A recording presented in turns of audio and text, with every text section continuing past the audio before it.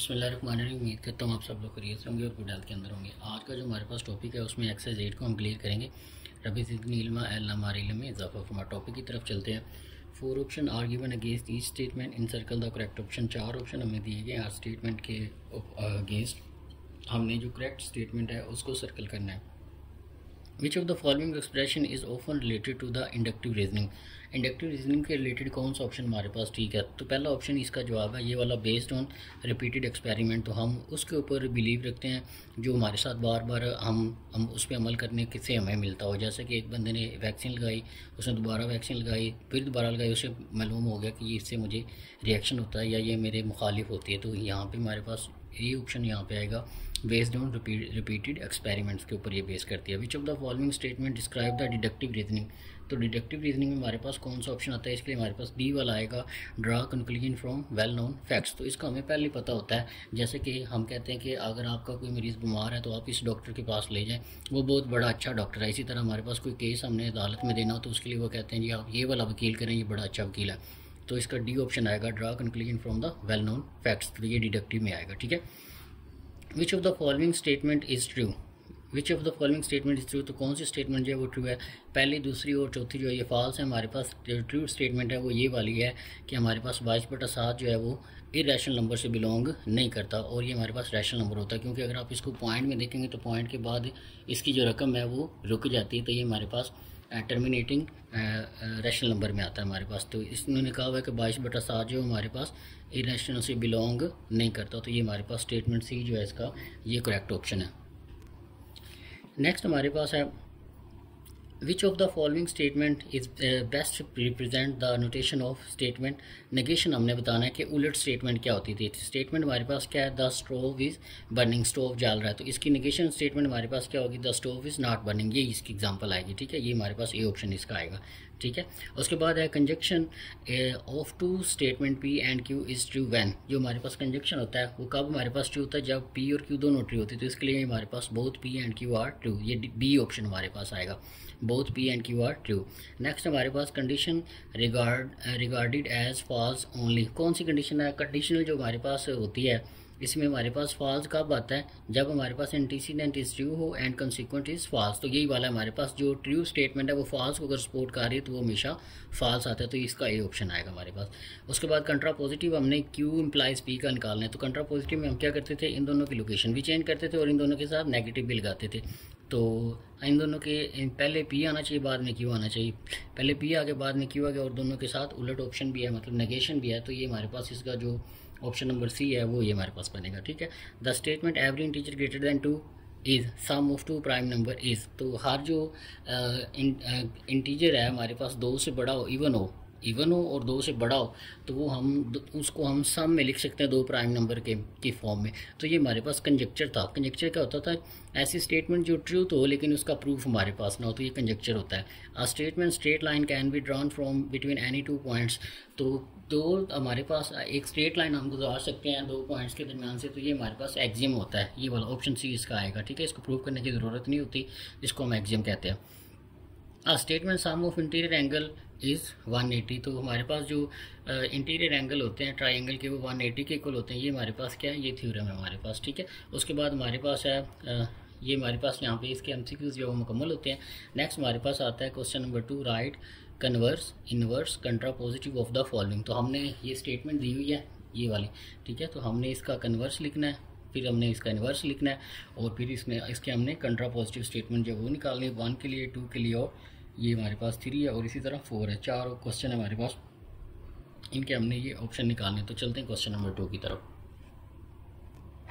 जी। तो ये हमारे पास स्टेटमेंट लिखी हुई है, ठीक है। इस स्टेटमेंट का हमने कन्वर्स मालूम करना है, फिर इसका मालूम करना है, फिर इसका इसी तरह इनका इन्वर्स मालूम करना है और फिर हमने इनका कंट्रा पॉजिटिव स्टेटमेंट जो है वो निकालनी है। तो सबसे पहले हमारे पास लिखा हुआ है नेगेशन पी इम्प्लाइज क्यू। तो इसका कन्वर्स जब करेंगे तो इनको ऐसे उलट कर देना, मतलब ये क्यू पहले आ जाएगा और ये इम्प्लाइज पी जो है इसकी तरफ चला जाएगा। क्यू पहले आ जाएगा और नेगेशन पी एंड पे चला जाएगा। इसी तरह इसका कन्वर्स लिखेंगे तो ये पी इम्प्लाइज क्यू हो जाएगा। इसका लिखेंगे तो नेगेशन क्यू पहले आ जाएगा और नेगेशन पी बाद में आ जाएगा, ये एरो चला जाएगा। और इसका जब लिखेंगे तो नेगेशन पी पहले आ जाएगा और नेगेशन क्यू बाद में आ जाएगा और ये इस तरह आगे चला जाएगा, ठीक है।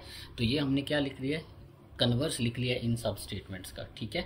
अब हमने लिखना है इसका इन्वर्स। अब अगर इसका इन्वर्स लिखेंगे तो एरो नहीं हमने चेंज करना, ठीक है। जब इन्वर्स लिखें तो एरो नहीं चेंज करना, सिर्फ जिसके साथ नेगेशन है उसके साथ ख़त्म कर देना और जिसके साथ नहीं था उसके साथ नेगेशन लगा देना। तो इसके साथ नेगेशन था, इसके साथ नेगेशन ख़त्म कर देंगे, क्यू के साथ नहीं था इसके साथ लगा देंगे, इन दोनों के साथ नेगेशन लगा देंगे तो ये इसका इन्वर्स स्टेटमेंट बन जाएगी। सॉरी, यहाँ पे पी आएगा, ठीक है, नेगेशन पी। और यहाँ पे हमारे पास इन दोनों के साथ था तो दोनों से ख़त्म कर देंगे, तरतीब यही रहेगी, ठीक है। और जब इसकी बात करेंगे तो ये हमारे पास क्यू आ जाएगा और ये हमारे पास पी आ जाएगा, ठीक है। तो ये इसकी इन्वर्स स्टेटमेंट आ जाएगी। इसके ऐसे लाइन भी लगा लें ताकि हमें मसला ना बने, ठीक है, ऐसे। और ये ऐसे आ जाएगा, ऐसे भी कर लें। अब इसकी कंट्रा पॉजिटिव निकालनी है तो कंट्रा पॉजिटिव निकालने के लिए एक तो इन दोनों की जगह भी चेंज करनी है और दोनों का नेगेशन भी चेंज करना है। जिसके साथ नेगेशन है उससे हटा देंगे, जिसके साथ नहीं है उसके साथ लगा देंगे और इन दोनों के लोकेशन भी चेंज करेंगे। तो ये नेगेशन पी इम्प्लाइज क्यू था तो क्यू पहले आ जाएगा और इसके साथ नेगेशन लग जाएगा और ये इसके साथ नेगेशन था और ख़त्म हो जाएगा। तो ये इस तरह से हो जाएगा। इसको जब करेंगे तो एक तो पी और क्यू आपस में जगह चेंज कर लेंगे, इन दोनों के साथ नेगेशन नहीं था तो वो भी लगा देंगे। इसी तरह इसका कैसे करेंगे, इन दोनों के साथ नेगेशन है, नेगेशन ख़त्म हो जाएगा, क्यू पहले आ जाएगा और इम्प्लाइज पी हो जाएगा। और इसी तरह इन दोनों के साथ भी नेगेशन था तो नेगेशन ख़त्म हो जाएगा, पी पहले आ जाएगा और क्यू बाद में चले जाएगा। तो ये इनकी हमारे पास जो है स्टेटमेंट बन जाएंगी, कन्वर्स, इन्वर्स और कंट्रा पॉजिटिव। नेक्स्ट हमारे पास चलते हैं, क्वेश्चन नंबर 3 है हमारे पास, right the truth table of the following. तो अब हमने इनके ट्रूथ टेबल लिखने हैं। पहले हमारे पास क्या है, नेगेशन हमने लेना है पी और क्यू का और फिर हमने इसका और लेना है नेगेशन क्यू के साथ और इस पूरे का हमने टेबल बनाना है, फिर इसका टेबल बनाना है, फिर इसका टेबल बनाना है। तो चलते हैं इनके टेबल की तरफ जी। तो हमने अब इनका टेबल बनाना है, नेगेशन है पी और क्यू है, फिर हमने इस पूरे का और लेना है नेगेशन क्यू के साथ। तो पी और क्यू दो स्टेटमेंट है ना, और एक ये वाला। तो पहले पी और क्यू के लिए जो ट्रूथ टेबल बनेगा वो हम बना लेते हैं। यहाँ पे हम ले लेते हैं पी, यहाँ पे ले लेते हैं क्यू। तो इसके लिए ट्रूथ टेबल क्या बनेगा, तो पहले इसके 2 ट्रू ले लेंगे, फिर इसके 2 फॉल्स ले लेंगे, ठीक है। इसी तरह इसका कैसे बनेगा, एक ट्रू आ जाएगा, फिर फॉल्स आ जाएगा, फिर ट्रू आ जाएगा, फिर फॉल्स आ जाएगा। ये तब होना है जब हमारे पास ये 2 आ रहे हैं, पी और क्यू आ रहा है, ठीक है। अगर हमारे पास 3 आ जाएंगे तो फिर उसका और तरीका फिर हम उसको देखेंगे, ठीक है। तो ये दोनों फॉल्स आ गए। अब हम पहले ये स्टेटमेंट मालूम कर लेते हैं, पी और क्यू, ठीक है, ये मालूम कर लेते हैं। फिर इसका इसके साथ मालूम कर लेते हैं, पी और क्यू का नेगेशन मालूम कर लेंगे, ठीक है, वो यहाँ से आ जाएगा हमारे पास, ठीक है। उसके बाद हमारे पास यहाँ पे एक मिसिंग हो गया, नेगेशन क्यू भी हमने लेना था तो उसको आप यहाँ पे बना लें तो वो ज़्यादा बेहतर है, ठीक है। तो यहाँ पे इसको भी बना लेते हैं, ऐसे लाइन लगाते हैं, ये नेगेशन क्यू यहाँ पे ले लेते हैं। तो हमने पहले क्या किया, पी लिखा, फिर हमने क्यू लिखा, फिर उसके बाद आपने वो लिखना जिस किसी के साथ नेगेशन लगाओ। तो जैसे इसके साथ नेगेशन लगा हुआ है ना अकेले के साथ, तो नेगेशन क्यू के लिए हमने ये खाना बना लिया।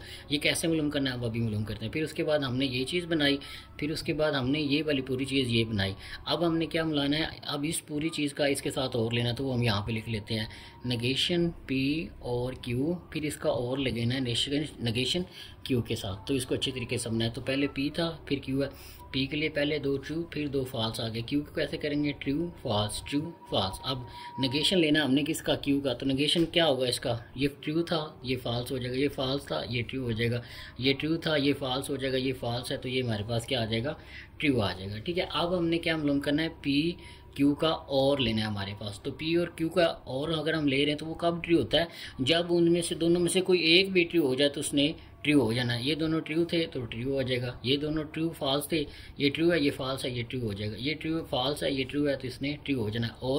और ऑपरेशन 2 नंबरों के दरमियान और ऑपरेशन आ रहा है तो उसने उसी वक्त सिर्फ फॉल्स होना है जब उसके दोनों ऑपरेशन फॉल्स हो गए। जैसे ये भी फॉल्स है, ये भी फॉल्स है, तो यहाँ पे हमारे पास फॉल्स आ जाएगा।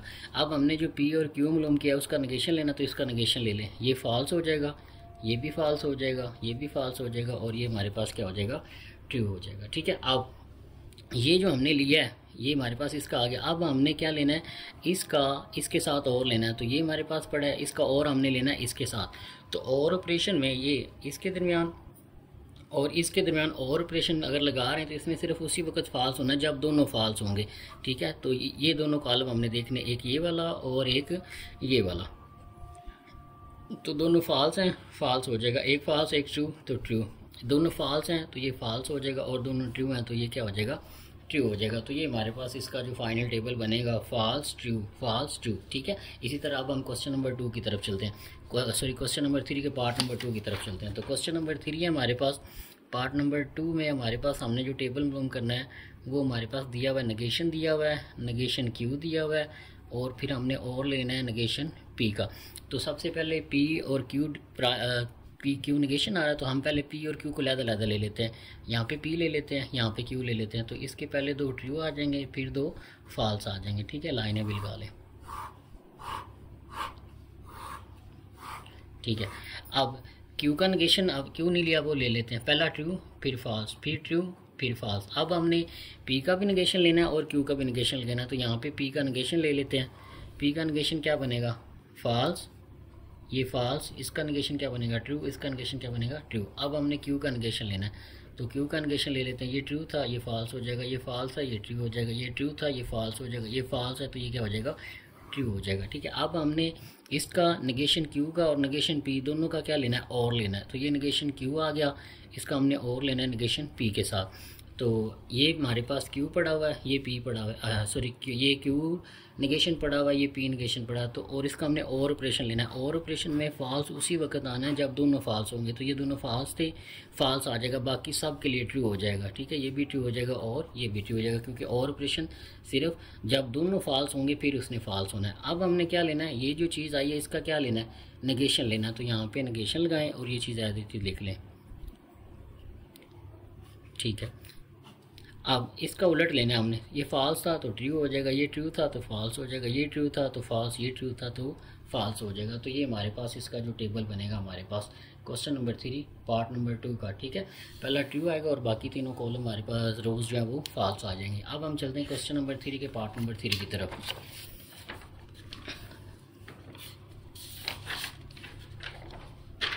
जी, क्वेश्चन नंबर 3 पार्ट नंबर 3।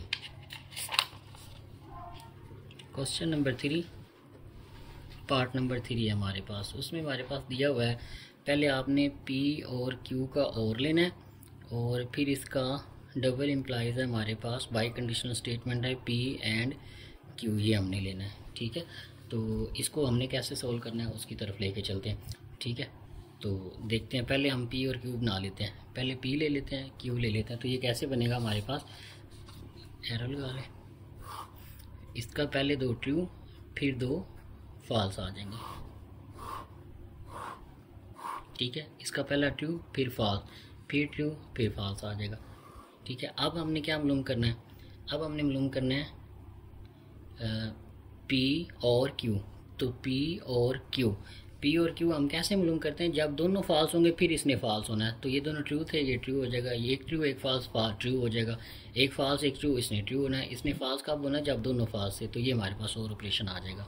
अब हमारे पास यहाँ पे एंड ऑपरेशन है, तो ये पी एंड क्यू आ जाएगा। तो एंड ऑपरेशन हमारे पास कब ट्रू होता है? जब दोनों ट्रू होंगे। ठीक है, ये आपने याद रखना है। तो एंड ऑपरेशन हमारे पास तब ट्रू होगा जब दोनों ट्रू होंगे। तो ये दोनों ट्रू हैं, ये ट्रू हो जाएगा, एक ट्रू एक फॉल्स तो फॉल्स हो जाएगा, एक फॉल्स एक ट्रू तो ये फॉल्स हो जाएगा, और दोनों फॉल्स होंगे तो इसने फॉल्स ही होना। ठीक है, अब हमने इसका चेक करना है इम्प्लाइज को। इम्प्लाइज में आप क्या देखते हैं? ये लिखें जी, पी और क्यू, इसका हमने बाई कंडीशनल लेना है। पी और क्यू है और ये पी एंड क्यू है। ठीक है, जी, तो इसको हम कैसे करते हैं? इसके लिए हमने पी और क्यू को देखना है और पी एंड क्यू को देखना है। तो इसलिए हमारे पास ट्रू उसी वक्त होना है जब इसके दोनों तरफ सेम चीज़ें होंगी। मतलब एक ये है एक ये है, तो दोनों तरफ एरो ना, अगर दोनों तरफ ट्रू है तो ट्रू होगा, दोनों तरफ फॉल्स है तो फिर भी ट्रू होगा। ठीक है, इन दोनों में ऑपोजिट है, एक ट्रू एक फॉल्स है तो ये फॉल्स हो जाएगा, एक ट्रू है एक फॉल्स है तो ये हमारे पास फॉल्स आ जाएगा। ठीक है, तो डबल एरो है हमारे पास, बाई कंडीशनल स्टेटमेंट है। इसने तब ट्रू होना है जब ये वाला और ये वाला दोनों ट्रू हैं फिर भी ट्रू होएगा, और अगर ये वाला और ये वाला दोनों जो हैं फॉल्स हैं तो फिर भी इसने ट्रू होना है हमारे पास। ठीक है, तो इस तरह से हमारे पास क्वेश्चन नंबर 3 का पार्ट नंबर 3 हमने मुकम्मल किया है। अब हम चलते हैं क्वेश्चन नंबर 4 की तरफ। जी, तो क्वेश्चन नंबर 4 है हमारे पास, differentiate between mathematical statement and its proof, give 2 example. तो हमने जो मैथमेटिकल स्टेटमेंट होती है डिफरेंशिएट करना है मैथमेटिकल स्टेटमेंट को और उसके प्रूफ को, और उसकी 2 एग्जाम्पल हमने देनी है। जी, तो हम सबसे पहले देख लेते हैं मैथमेटिकल स्टेटमेंट क्या होती है। ठीक है, और फिर हम देख लेते हैं कि मैथमेटिकली प्रूफ जो स्टेटमेंट का वो क्या होता है और इन दोनों में फ़र्क क्या होता है। ठीक है, तो चलते हैं। सबसे पहले हमारे पास मैथमेटिकल स्टेटमेंट है। अब आपको इस बात का पता है मैथमेटिकल स्टेटमेंट। अब मैथमेटिकल स्टेटमेंट क्या होती है? ये हमारे पास एक तरह की डिस्क्रिप्शन होती है जिसमें हम बताते हैं कि ये जो चीज़ है ये ठीक भी हो सकती है और गलत भी हो सकती है, या ठीक होगी या गलत होगी, लेकिन दोनों चीज़ें नहीं एट अ टाइम होंगी। ठीक है, तो इसको हम लिख देते हैं mathematical statement. A mathematical statement is simply a declarative sentence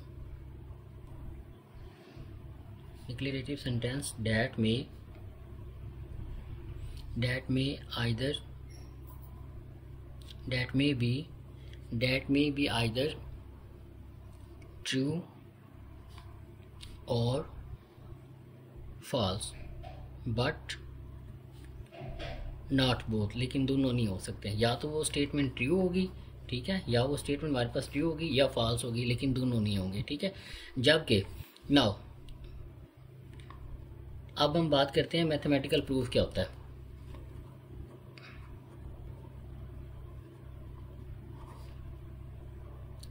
mathematical proof हमारे पास क्या होता है? Mathematical proof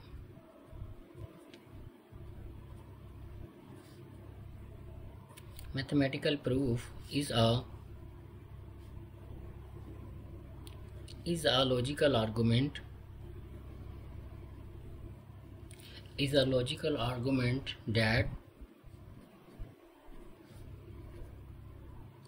demonstrate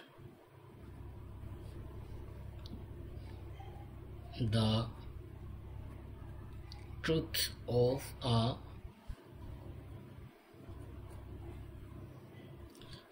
mathematical statement using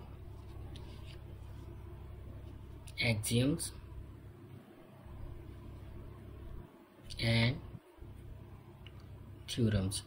mathematical statement true भी हो सकती है और फॉल्स भी हो सकती है, लेकिन दोनों नहीं हो सकती। लेकिन जो मैथमेटिकल प्रूफ होता है वो हमारे पास किसी भी स्टेटमेंट का प्रूफ अगर हमने करना है तो उसके लिए लॉजिकल आर्गूमेंट चाहिए होंगे, ठीक है, जिनको हमारा माइंड जो है वो एक्सेप्ट करे। ठीक है, मैथमेटिकल स्टेटमेंट को हमने जो प्रूव करना है उसके लिए हम डिफरेंट एग्जाम्स को इस्तेमाल करते हैं और थ्योरम्स को इस्तेमाल करते हैं, और उसकी हमारे पास एक मुकम्मल जो है तफसील होती है कि ये चीज़ हम इसके इक्वल लेके आ रहे हैं तो क्यों लेके आ रहे हैं। ठीक है, तो उसके लिए हम और ये हम ऐसे भी कह सकते हैं कि ये क्लेम होता है। मैथमेटिकल स्टेटमेंट का जो प्रूफ कार्य होते हैं वो हमारे पास क्लेम होता है, हमारे पास एक पूरी जो है उसकी हिस्ट्री होती है कि ये ऐसे क्यों हो रहा है। ठीक है, और इसको हम वेरीफाई करते हैं, जो हमारा क्लेम है उसको हम प्रूफ कैसे करते हैं, इसमें सारी चीज़ें वो होती हैं हमारे पास मैथमेटिकल प्रूफ के अंदर। अब इसकी एग्जांपल के लिए हम बात कर लेते हैं कि जो मैथमेटिकल स्टेटमेंट है इसकी एग्जांपल में हमारे पास ये आ सकता है कि जो हमारे पास 22/7 है वो हमारे पास बिलोंग नहीं करता इरेशनल नंबर से। ठीक है, तो ये हमने सिर्फ मैथमेटिकल स्टेटमेंट दी है। ठीक है, और इसी तरह 3/4 जो है वो हमारे पास जो है 7 के इक्वल नहीं हो सकता। 7 के इक्वल तो है, लेकिन अगर हम इसको लिख लें कि ये हमारे पास जनाब 8 है, ठीक है, 3/4 करें तो ये 8 के इक्वल होता है? नहीं होता, ये भी हमारे पास इक्वल नहीं होता।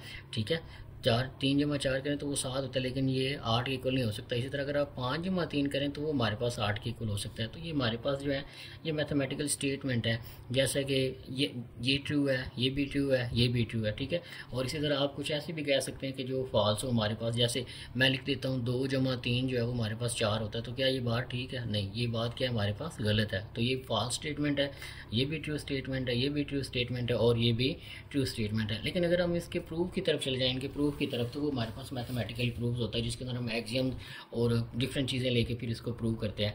अभी हमने पीछे जो है एग्जांपल्स की थी कि हमारे पास जो एवरी ऑड नंबर होता है, इंटीजर होते हैं हमारे पास, अगर हमारे पास एक इंटीजर एक्स है, ठीक है, तो अगर हम उसका एक्स स्क्वायर कर लें तो वो भी हमारे पास क्या रहेगा?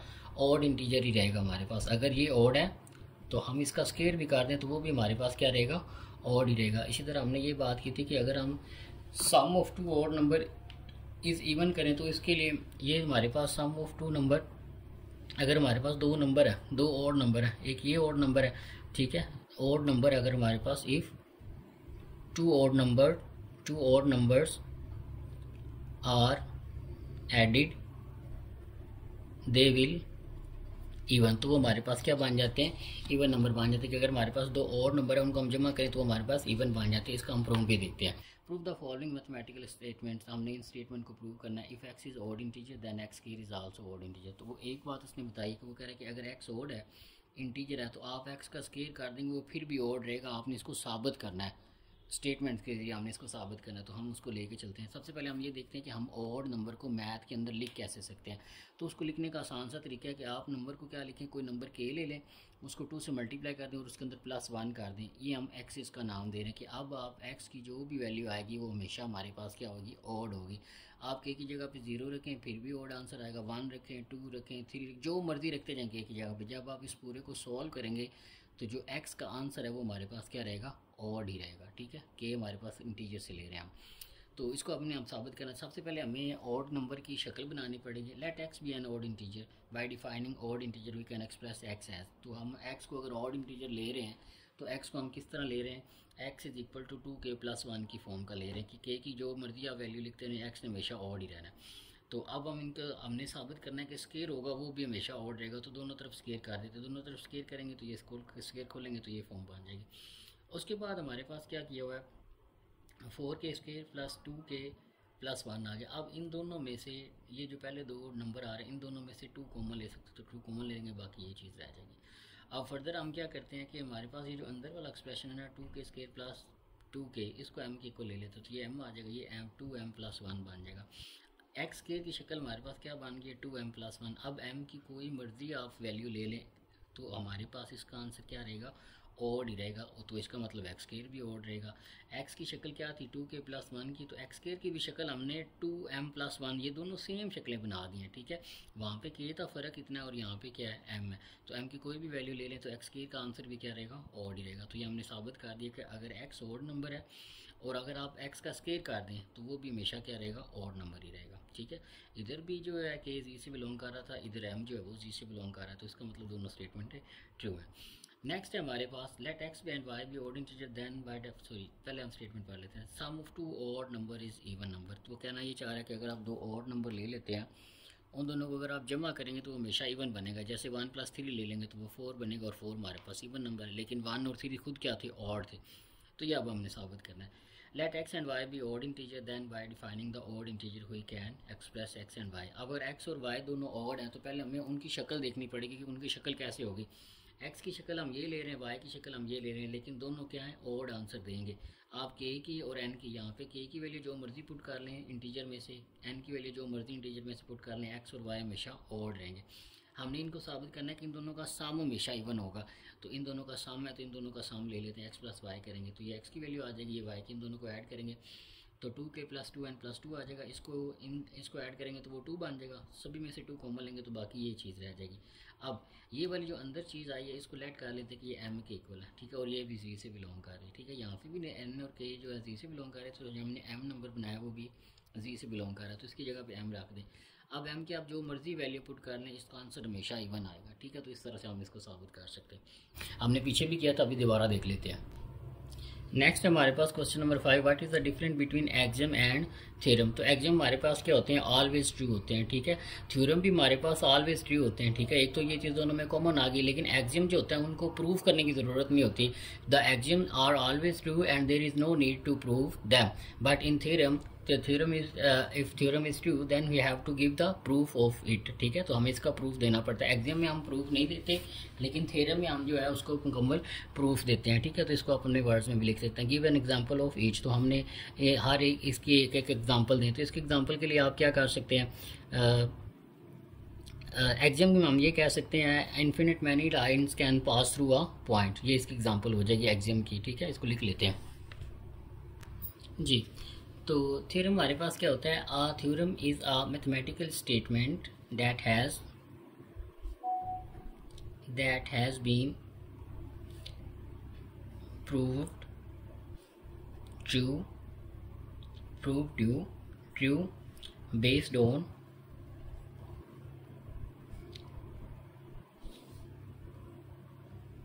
based on previously known facts।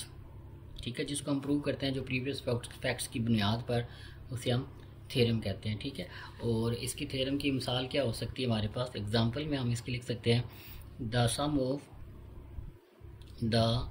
Some of interior angles of a quadrilateral is 360 degree. ठीक है, तो हमारे पास जो इंटीरियर एंगल होते हैं किसी भी क्वाड्रिलेटर के वो 360 डिग्री होते हैं। ठीक है, उसके बाद हम चलते हैं एक्सियम की तरफ।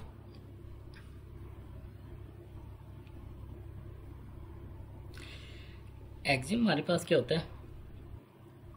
एक्सियम हमारे पास एक ऐसी मैथमेटिकल स्टेटमेंट होती है जो हमेशा ट्रू होती है, उसके लिए एविडेंस की ज़रूरत नहीं होती हमारे पास। ठीक है, mathematical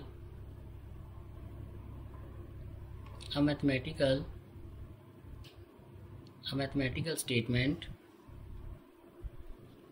that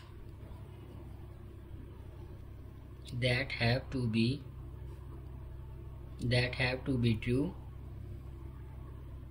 without any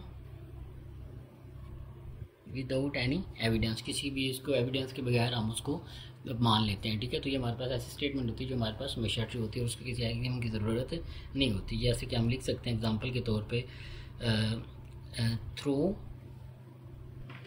through a point infinite lines can pass. तो हमारे पास जो है एक पॉइंट जो होता है उसमें से इन्फिनिट मैनी लाइंस जो है वो पास कर सकते हैं। ठीक है, तो ये इसके एग्जांपल में हमारे पास आ जाएगा। ठीक है, तो एक्सियम और थ्योरम में हमारे पास ये फ़र्क हो जाएगा। नेक्स्ट हम चलते हैं क्वेश्चन नंबर 6 की तरफ। क्वेश्चन नंबर 6 में हमारे पास है what is the importance of logical reasoning in mathematically proofs, give example to illustrate your point. के हमारे पास जो लॉजिकल रीजनिंग है मैथमेटिकल प्रूफ्स के अंदर, इसकी लॉजिकल रीजनिंग की मैथमेटिकल प्रूफ्स के अंदर क्या अहमियत है, इसकी एग्जांपल आप दें। ठीक है, तो इसको हम अपने वर्ड्स में भी बयान कर सकते हैं, जैसा कि हम कह सकते हैं जी हम इसके आंसर में कह रहे हैं क्वेश्चन नंबर 6 के। ये हमने लास्ट टाइम किया भी था कि हमारे पास लॉजिक्स जो है हम उसको क्यों स्टडी करते हैं। Logic is the systematical method reasoning enable us one two interpret the meaning of statement. के हमारे पास किसी भी स्टेटमेंट को उसकी एक्सप्लेनेशन करता है, उसको बताता है कि हम इसको क्यों पढ़ रहे हैं और इसका मतलब क्या है। एग्जामिन द ट्रूथ, जो उसकी सच्चाई है उसको बताता है। एंड डिड्यूस, और निकालता है, बताता है new information from the existing fact. जो हमारे पास इसके फैक्ट्स एग्जिस्ट कर रहे हैं उनकी बुनियाद पर हम नया जो है अपना फैसला जो है उसको निकाल सकते हैं या नई इन्फॉर्मेशन निकाल सकते हैं। Logics play a key role in the problem solving and decision making. ठीक है, जैसा कि यहाँ पे हमने एक एग्जांपल पढ़ी थी कि यहाँ पे एक शख्स है, ठीक है, वो उसने एक बार इंजेक्शन लगाया, 2 बार लगाया, 3 बार लगाया पेंसिलिन का, तो उससे उसको क्या हो गया, वो उसको सूटेबल नहीं रहता था, तो उसको इससे रिएक्शन होता था। या इसको हम पढ़ लेते हैं इसको दोबारा। We generally use logic in daily life while engaging the mathematics. For the example, we often generally conclude from the limited number of observation and experiment. A person get penicillin injection once, two and experience the reaction afterward. He generalized that he is allergic to penicillin. तो एक शख्स था, उसने एक बार injection लगाया, 2 बार लगाया, तो उसे वो सूटेबल नहीं रहा, तो उसने उससे यहाँ से फैसला निकाल लिया कि मुझे जो है पेनिसिलिन का जो इंजेक्शन लेता हूँ तो उससे मुझे क्या हो जाती है, एलर्जी हो जाती है। ठीक है, तो ये हमारे पास उसकी डेली लाइफ की एग्जांपल है। ठीक है, तो ये हमारे पास लॉजिक की ज़रूरत क्यों पड़ती है, इंपॉर्टेंस उसकी क्या है, और ये उसकी डेली लाइफ की एग्जांपल हमारे पास होगी। क्वेश्चन नंबर 6 का ये आंसर है हमारे पास। ठीक है, आगे चलते हैं जी। नेक्स्ट हमारे पास क्वेश्चन नंबर 7 है indicate whether it is an axiom, conjecture and और theorem and explain your reasoning. तो हमने ये बताना है कि जो नीचे स्टेटमेंट्स लिखी हुई हैं ये हमारे पास कंजक्चर है, एक्सियम है, या हमारे पास थ्योरम है, और हमने इसका आंसर जो है उसको एक्सप्लेन करना है। सबसे पहले हमारे पास पॉइंट लिखा हुआ है there is exactly one straight line through any point. तो ये हमने एग्जाम्पल में भी देखा था लास्ट टॉपिक के अंदर कि एक पॉइंट में से अगर बहुत सी लाइनें गुजर सकती हैं, तो ये हमारे पास एक एक्सियम है। इसको प्रूव करने की हमारे पास ज़रूरत नहीं है, ये हमारे पास यूक्लिडियन एक्सियम है and it is to be believe true. तो ये हमेशा हमारे पास सच होता है विदाउट एनी एविडेंस। ठीक है, उसके बाद हमारे पास क्वेश्चन नंबर 2 है every even number greater than 2 can be written as the sum of 2 prime number. तो इसको हमने देखा था कि इसका प्रूफ नहीं है हमारे पास। ठीक है, लेकिन ये बात सच है। तो ऐसी चीज़ जो सच हो लेकिन उसका प्रूफ हमारे पास ना हो, तो उसको हम किस में डील करते हैं, कंजक्चर के अंदर हम इसको डील करते हैं। ठीक है, जिसको हम प्रूव या डिसप्रूव नहीं डिसप्रूव नहीं कर पाते। ठीक है, इसका हमारे पास प्रूफ तो नहीं, लेकिन ये बात ठीक है। ठीक है, ऐसी चीज़ जो ट्रू हो लेकिन उसका प्रूफ हमारे पास ना हो तो वो कंजेक्चर में हमारे पास आती है। The sum of angles of triangle is 180। तो ये जो ट्राई एंगल होती है उसके एंगल्स का जो सम होता है वो हमारे पास 180 के इक्वल होता है। तो ये हमारे पास थ्योरम है। ठीक है, और इसके प्रूफ भी हमारे पास है। फार्मूलेट, आगे question number 8, formulate the simple deductive proofs for each of the following algebraic expression and prove left hand side is equal to right hand side. तो यहाँ पे हमने अलजेब्रिक एक्सप्रेशन दिए और डिड्यूस प्रूफ्स हमने इसका करना है कि हम इसको कैसे प्रूव करते हैं, इनके अंदर कौन कौन सी चीज़ें हम यूज़ करते हैं, और लेफ्ट हैंड साइड को राइट हैंड साइड के इक्वल कैसे लेके आते हैं वो हमने देखना है। तो पहला हमारे पास दिया हुआ है, उसको हमने इसके इक्वल लेके आना है। तो चलते हैं क्वेश्चन की तरफ, क्वेश्चन नंबर 8 की तरफ। जी, क्वेश्चन नंबर 8 हमारे पास पार्ट नंबर 1 है। हमारे पास दिया हुआ है x-4 का स्केयर प्लस 9 जो है इसको आपने लेके आना है एक्स स्केयर -8x प्लस 25 के इक्वल, इसके इक्वल हमने इसको लेके आना है। तो हम लेफ्ट हैंड साइड को चूज़ करते हैं। ठीक है, लेफ्ट हैंड साइड को चूज़ करते हुए हमारे पास क्या लिखा हुआ है x-4 का स्केयर प्लस 9। अब सबसे पहला हम स्टेप इसके अंदर क्या कर सकते हैं, इसको हम x-4 इंटू x-4 प्लस 1 लिख लेते हैं और ये हम प्लस 9 लिखते हैं। और इसको हमने ये कैसे लिखा है, हमारे पास स्टेटमेंट होती है कि अगर बेसिस सेम हो, ठीक है, तो पावरें क्या हो जाती हैं, ऐड हो जाती हैं। ठीक है, और अगर पावरें ऐड है तो हम उनको अलग-अलग भी कर सकते हैं। ये x की पावर m प्लस n था, इसको हम x की पावर m प्लस x की पावर n की फॉर्म में लिख सकते हैं। तो ये प्लस की ये हमारे पास बेस सेम है और ऊपर स्केयर है, तो हमने इसकी पावर 1 और 1 को अलग-अलग कर दिया। अब 1 लिखा रहे या ना लिखा रहे तो उससे हमें कोई फ़र्क नहीं पड़ता। ठीक है, तो यहाँ पे अब हम ये हमारे पास हम डिस्ट्रीब्यूटिव लॉ यहाँ पे हम इस्तेमाल करते हैं, राइट डिस्ट्रीब्यूटिव लॉ। तो उससे हमारे पास क्या होगा, इसको x को एक बार ऐसे लिखा रहने दें, ये x-4 आ जाएगा, यहाँ पे -4 लिखा रहने दें, ये x-4 लिखने और प्लस 9 लिखने। तो ये यहाँ पे हमने क्या यूज़ किया है, डिस्ट्रीब्यूटिव लॉ जो है वो हमने यूज़ किया है। ठीक है, डिस्ट्रीब्यूटिव लॉ हमने यहाँ पे स्टेटमेंट के लिए यूज़ किया। उसके बाद अब हमने सिंपली यहाँ पे मल्टीप्लिकेशन है तो यहाँ पे सिंपली मल्टीप्लिकेशन कर देंगे। ये हमारे पास x डॉट x आ जाएगा, प्लस ये से मल्टीप्लाई होगा, प्लस माइनस माइनस आ जाएगा और ये 4x आ जाएगा। इसी तरह प्लस माइनस माइनस और ये 4 डॉट x आ जाएगा। ठीक है, यहाँ पे भी डॉट लगा लें, माइनस माइनस प्लस आ जाएगा और ये 4 हो जाएगा, प्लस 9 आ जाएगा। अब सिंपली यहाँ पे मल्टीप्लिकेशन है। ठीक है, यहाँ पे दोबारा वही रूल आ गया, ये x की पावर 1 प्लस x की पावर 1 है, यही वाला रूल यहाँ पे लगा सकते हैं। ये x स्क्वायर हो जाएगा और यहाँ पे हमारे पास ये x की मल्टीप्लाई होगा तो -4x आ जाएगा, ये से मल्टीप्लाई होगा तो -4x और ये 4 4 16 आ जाएगा और प्लस 9 हमारे पास आ जाएगा। ठीक है, तो 9 प्लस 16 करेंगे तो यहाँ पे हमारे पास एडिशन का जो लॉ है, कोलेयर प्रॉपर्टी, वो हमारे पास लग रही है। तो इसको ऐड करेंगे तो वो हमारे पास क्या बन जाएगा, 25 बन जाएगा। इनको ऐड करेंगे तो ये -8x आ जाएगा और ये x स्क्वायर आ जाएगा और ये हमारे पास राइट हैंड साइड के इक्वल इसका आंसर आ जाएगा। ठीक है, तो ये क्वेश्चन नंबर 1 का पार्ट नंबर 1 था हमारे पास। जी, नेक्स्ट है हमारे पास क्वेश्चन नंबर 8 का पार्ट नंबर 2। तो उसमें हमारे पास क्या दिया हुआ है x+1 का स्क्वायर माइनस x माइनस 1 का स्क्वायर। इसको हमने प्रूव करना है कि ये 4x के इक्वल आता है। तो हम लेफ्ट हैंड साइड ले लेते हैं, तो ये आ जाएगा x+1 का स्क्वायर माइनस x माइनस 1 का स्क्वायर। तो यहाँ पे सबसे पहले हम इसको लिख सकते हैं x+1 और यहाँ पे माइनस लगाएं, इसको हम बड़ी ब्रैकेट लगा लेते हैं, इसको हम लिख सकते हैं x minus 1 into x minus 1। ये हमने कैसे लिखा है, क्योंकि हमें पता है x की पावर m प्लस x की पावर n हो तो उसको हम लिख सकते हैं x की पावर m प्लस n। ठीक है, तो अगर बेसिस हमारे पास जो है सेम हो तो पावरें ऐड हो जाती हैं, और अगर पावरें ऐड हो बेसिस को हम लहदा करके उनको सम की फॉर्म में लिख सकते हैं। ठीक है, तो ये हमने यहाँ पे ये चीज़ लगाई है। अब दोबारा यहाँ पे हम जो है राइट डिस्ट्रीब्यूटिव लॉ लगाते हैं। ठीक है, डिस्ट्रीब्यूटिव लॉ हम लगाते हैं यहाँ पे। ठीक है, तो ये हमारे पास क्या बनेगा, ये बन जाएगा x इंटू x+1। ठीक है, और फिर आ जाएगा +1 इंटू x+1। यहाँ पे लगाएंगे माइनस, बड़ी ब्रैकेट लगा लेते हैं। यहाँ पे आ जाएगा x इंटू x माइनस 1 और यहाँ पे -1 आ जाएगा और ये x minus 1 as it is आ जाएगा। ठीक है, उसके बाद हमारे पास यहाँ पे सिंपली क्या है, राइट डिस्ट्रीब्यूटिव लॉ को हम अब आगे यूज़ करते हुए इसको दोबारा सॉल्व कर सकते हैं। ये इससे मल्टीप्लाई होगा तो x डॉट x आ जाएगा, प्लस ये आ जाएगा x डॉट 1 प्लस ये आ जाएगा 1 डॉट x और ये इससे मल्टीप्लाई होकर 1 डॉट 1 आ जाएगा। ठीक है, ये माइनस ब्रैकेट लगा देते हैं, x से होगा तो x डॉट x हो जाएगा और ये हमारे पास plus minus minus x dot 1 आ जाएगा और यहाँ पे हम करेंगे तो plus minus minus 1 dot x हो जाएगा और ये माइनस माइनस प्लस हो जाएगा और ये 1 डॉट 1 आ जाएगा। अब यहाँ पे हम जो है इसके ऊपर पीछे वाले में हमने लिखना चाहिए था हमें। यहाँ पे हम अगर हम थोड़ी सी बात करें तो वहाँ पे हम कमोटेटिव लॉ जो है मल्टीप्लिकेशन का यूज़ कर सकते हैं। कैसे, यहाँ पे हम लिखते हैं कमोटेटिव लॉ जिससे हम क्या करते थे कि अगर a डॉट बी लिखा है तो हम उसको b डॉट a लिख सकते थे, ठीक है। यहाँ पे अब हम ये लगाते हैं तो x से x मल्टीप्लाई होगा तो ये तो एक्स स्क्वायर बन जाएगा।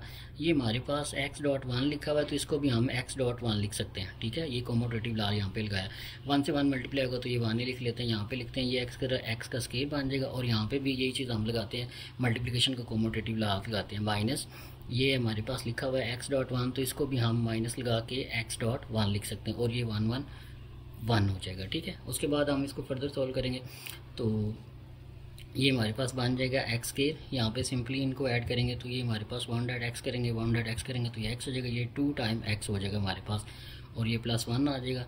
ये माइनस को अंदर मल्टीप्लाई कर देते हैं, साथ में इसको सॉल्व कर देते हैं तो ये आ जाएगा एक्स स्क्वायर, ये माइनस 2x बनेगा और ये जब जाएगा तो ये प्लस के 2x बन जाएंगे हमारे पास, ठीक है।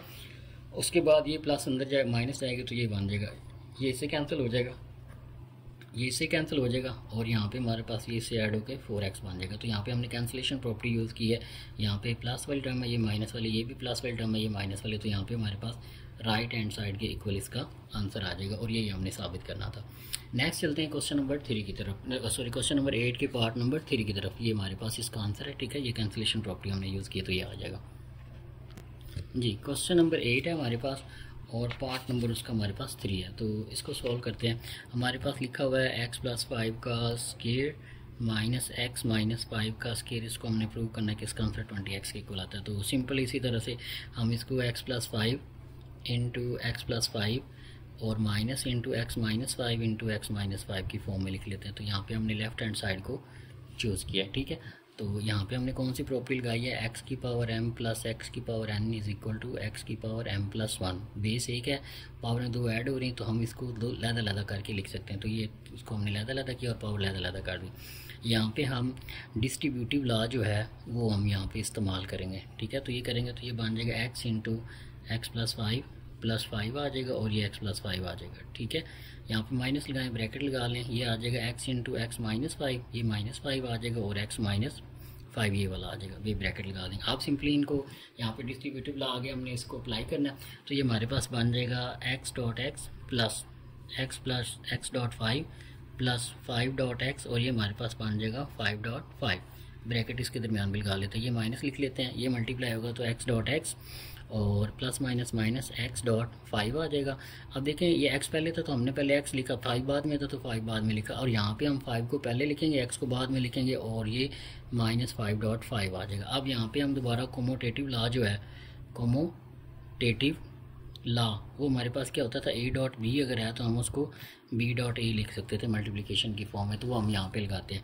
तो ये तो सिंपल अलजेब्रिक ऑपरेशन है तो ये x स्क्वायर आ जाएगा। ये हमारे पास x डॉट 5 लिखा हुआ है तो इसको भी हम x डॉट 5 लिख सकते हैं ये लॉ यूज़ करते हुए, ठीक है। तो यहाँ पे ये 25 आ जाएगा, यहाँ पे माइनस लगाएंगे, ये x स्क्वायर आ जाएगा, ये हमारे पास पहले x है तो x डॉट 5 लिख लिया, माइनस इसको 5 डॉट x लिखा तो इसको हम x डॉट 5 लिख सकते हैं तो ये माइनस 25 आ जाएगा।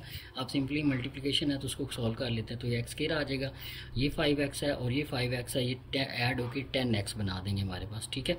और यहाँ पे आ जाएगा प्लस 25, माइनस को अंदर मल्टीप्लाई करवा दे तो ये x स्क्वायर आ जाएगा, ये माइनस के 5x हैं, ये भी माइनस के 5x हैं तो माइनस के 10x बनेंगे, ये माइनस अंदर जाएगी तो ये प्लस के 10x हो जाएंगे और ये माइनस जब अंदर जाएगी तो ये प्लस 25 हमारे पास हो जाएगा, ठीक है।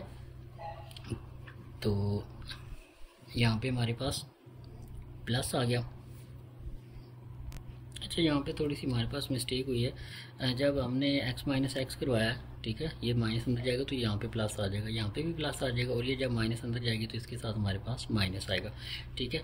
तो यहाँ पे ये वाली चीज़ इसके साथ कैंसिलेशन प्रॉपर्टी लग के माइनस हो जाएगा, ये वाला भी इसके साथ ला के कैंसिलेशन प्रॉपर्टी ये भी हमारे पास 0 हो जाएगा। तो 10x और 10x ऐड होकर हमारे पास 20x बना देंगे और ये हमारे पास राइट हैंड साइड के इक्वल आ जाएगा, ठीक है। नेक्स्ट चलते हैं क्वेश्चन नंबर 9 की तरफ।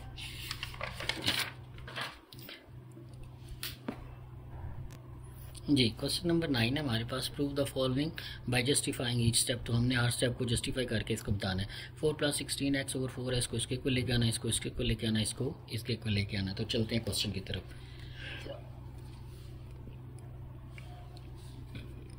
क्वेश्चन नंबर 9 है हमारे पास, 4 plus 16x over 4 is equal to 1 plus 4x इसके इक्वल हमने लेके आना। यहाँ पे सोल्यूशन लिखते हैं, लेफ्ट हैंड साइड को उठा लेते हैं, 4 प्लस 16 ओवर 4 हम लिख लेते हैं, ठीक है। तो सबसे पहले हमारे पास इसको हम लिख सकते हैं 1/4 इंटू 4+16। ये हम कैसे जस्टिफाई करेंगे? अगर हमारे पास ए और बी लिखा हो तो हम इसको लिख सकते हैं 1/b मल्टीप्लाई बाय ए, इस फॉर्म में हम इसको लिख सकते हैं। ठीक है, तो हमने इसको पीछे ले लिया और इसको आगे ले गया। अब हम फर्दर इसको क्या लिख सकते हैं? ये 1/4 एज इट इज़ रहने दें, इसको हम 1 multiply by 4 plus 4 multiply by, यहाँ पे हमारे पास इसके साथ x है तो ये x भी लगा लें, तो ये हमारे पास 4 मल्टीप्लाई बाय 4x आ जाएगा। ये हमने किस प्रॉपर्टी से लिखा है?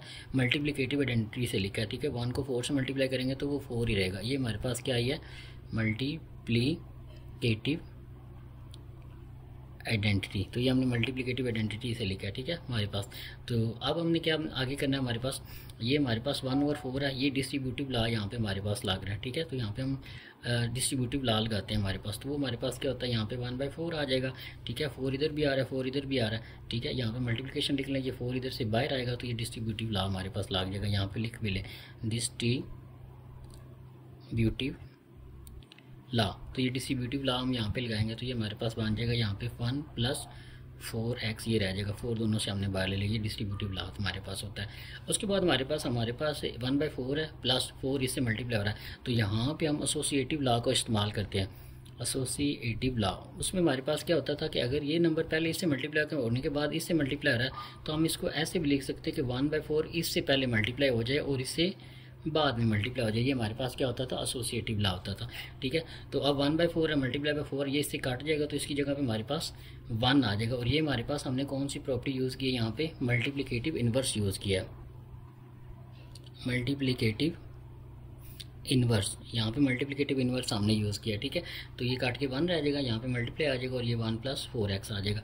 और यहाँ पे हम 1 को मल्टीप्लाई इससे करवा रहे हैं तो ये मल्टीप्लिकेटिव आइडेंटिटी हमारे पास सिंपली है। ठीक है, 1 को इससे मल्टीप्लाई कर रहे हैं तो यही आंसर आएगा। और ये हमारे पास क्या होता है? Multiplicative identity.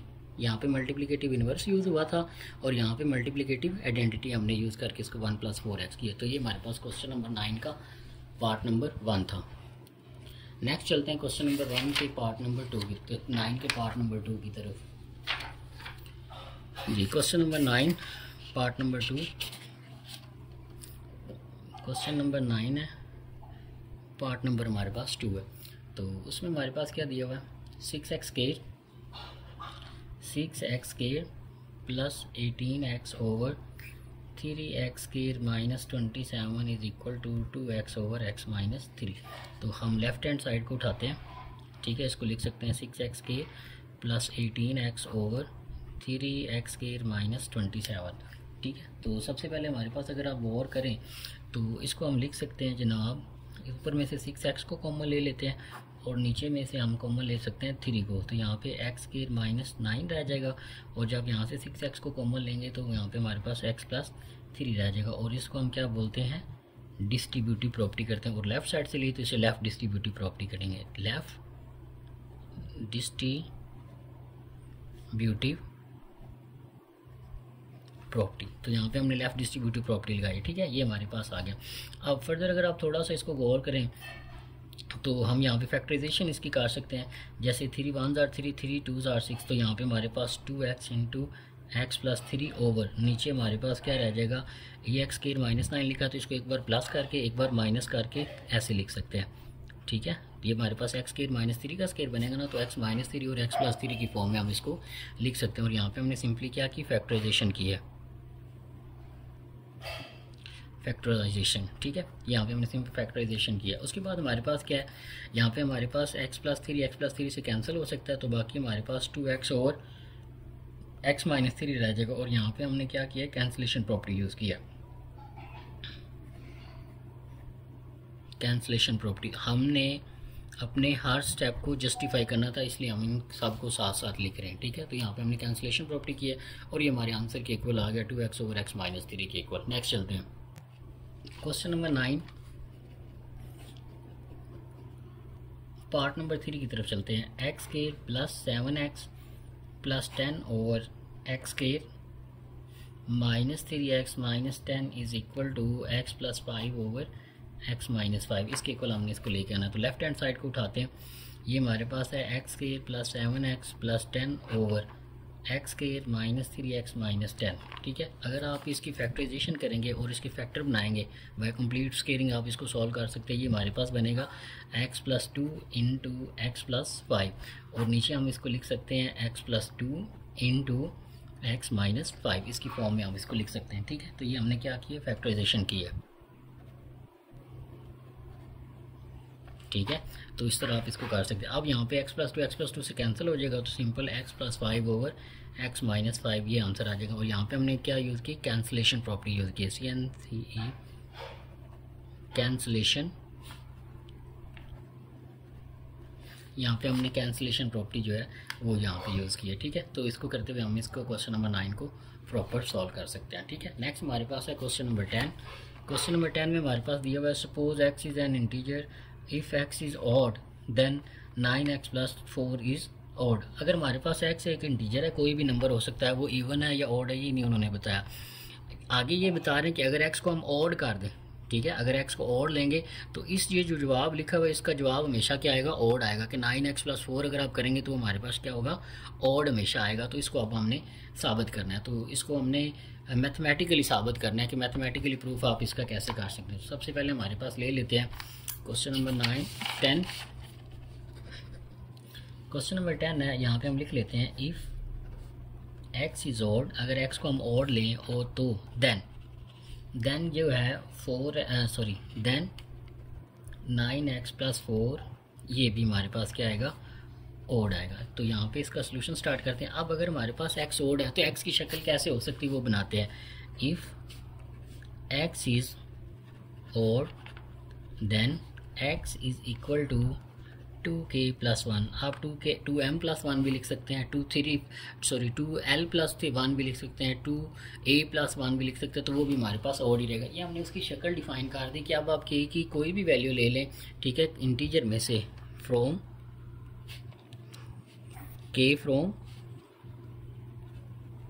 कि अगर आप k को इंटीजर में से कोई भी नंबर ले लें तो ये x ने हमेशा क्या रहना है, हमारे पास ऑड ही रहना है, मतलब ये 2 पे डिवाइड नहीं होगा, ठीक है। अब हम इसकी तरफ चलते हैं, तो अब इसकी शक्ल क्या बनेगी, देन 9x प्लस 4 ये हमारे पास क्या बन जाएगा, यहाँ पे 9 आ जाएगा, x की जगह पे x की वैल्यू पुट करो, 2k प्लस 1 आ जाएगा प्लस 4 आ जाएगा, ये 2 8 और 2 ना। तो यहाँ पे इसको सॉल्व करते हैं, हमारे पास ये हमारे पास इससे मल्टीप्लाई होगा, अब सिंपली मल्टीप्लाई करेंगे तो ये 18k प्लस 9 प्लस 4 बन जाएगा, तो ये 18k प्लस हमारे पास 13 बन जाएगा, ठीक है। तो अब आप थोड़ा सा गौर करें इसको। अब हमने इसको कुछ इस फॉर्म में बनाना है कि यहाँ पे बाहर हमारे पास 2 रहे और अंदर कोई ऐसी चीज़ बने और उसके साथ प्लस 1 आए और ये हमारे पास हमेशा ऑड रहे। तो अगर आप यहाँ पे थोड़ा सा गौर करें तो इसको हम लिख सकते हैं 18k प्लस 12 प्लस 1 लिख सकते हैं।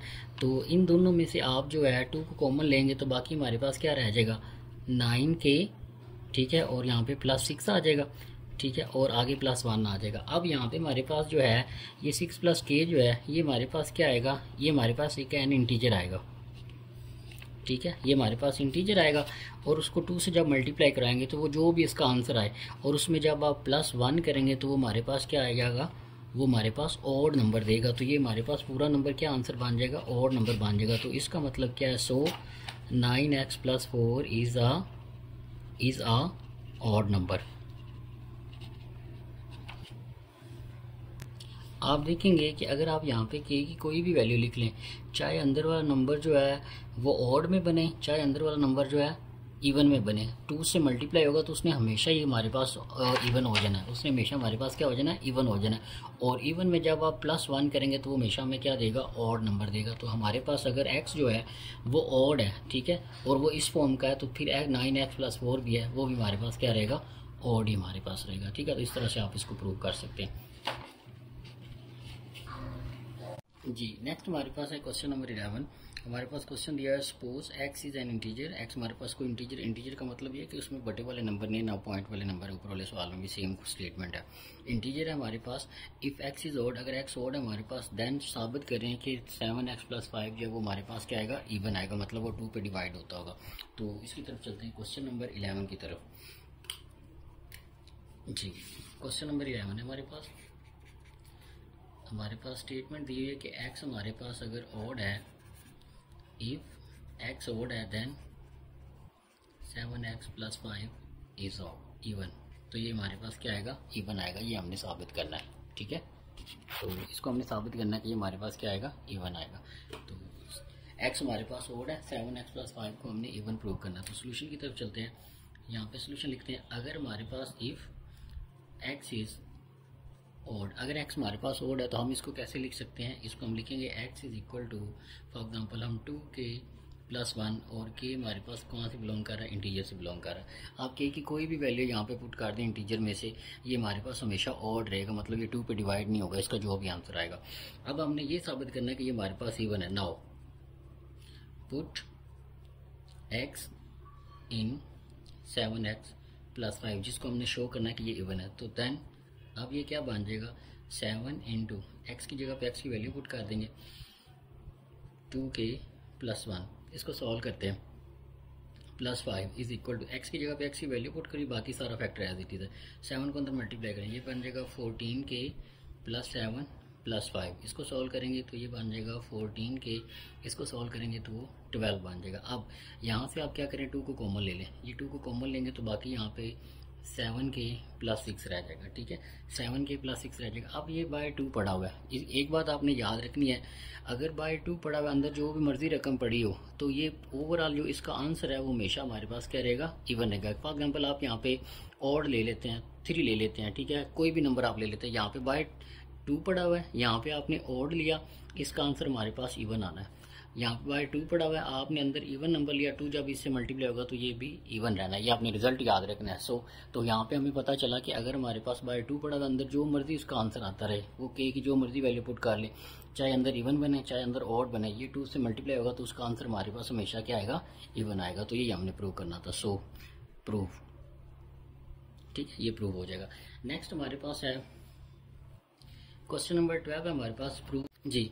तो हम ये क्वेश्चन कर रहे थे, इफ x ऑड है तो उसको हम ऐसे लिख सकते हैं, x is equal to 2k + 1, कोई भी नंबर ऑड है तो आप इसको इस शक्ल में लिखेंगे, ये हमने उसको डिफाइन कर दिया।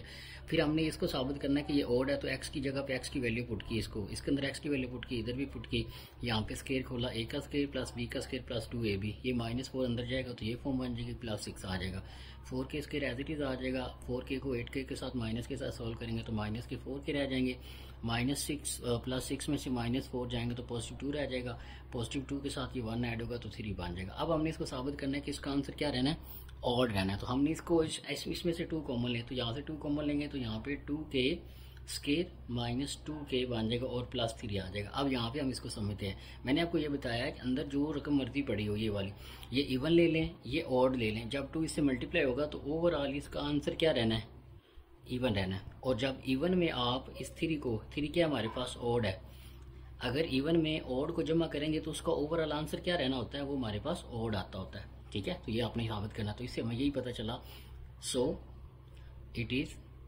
ऑड। तो ये हमारे पास ऑड है। कैसे बना है मैं दोबारा बता देता हूँ, इसमें से 2 कॉमन लिया, ये 2 बाहर आ गया, आगे ये रकम पड़ी +3 पड़ा, अंदर वाली रकम अब इवन आए या ऑड आए, जब 2 से मल्टीप्लाई होगा उसने ओवरऑल क्या बन जाना, इवन बन जाना। और इवन के अंदर जब आप ऑड को जमा करेंगे तो उसका ओवरऑल रिजल्ट क्या रहना, हमारे पास ऑड है ना। और यही हमने साबित करना था कि अगर x हमारे पास ऑड है तो हमारे पास ये वाला जो फैक्टर है ये भी हमारे पास क्या बनेगा, ऑड बनेगा। तो ये हमने इसको प्रूव कर दिया।